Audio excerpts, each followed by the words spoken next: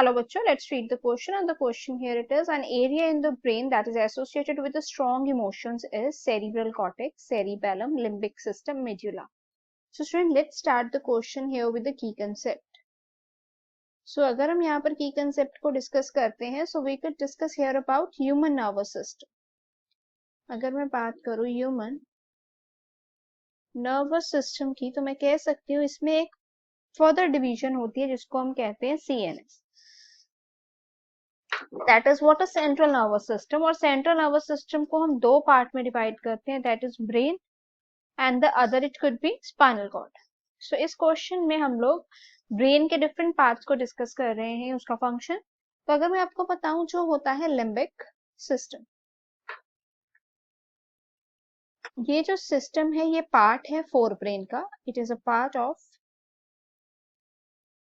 Fore brain that could regulate, ये जो है रेगुलेट करता है वेरियस रिस्पॉन्सेस को. That responses include like behaviour responses हो सकते हैं, बिहेवियरल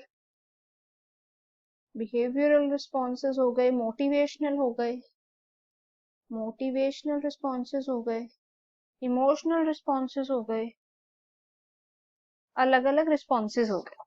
ठीक है, अगर हम फर्दर बात करते हैं तो जो हमारा फोर ब्रेन होता है, forebrain consist of three major parts.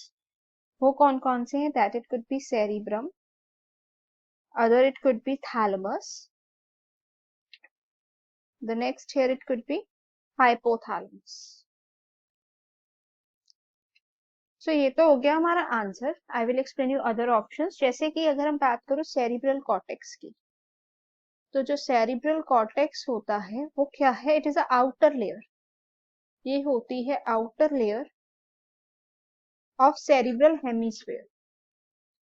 Cerebral hemisphere की ये होती है आउटर लेयर.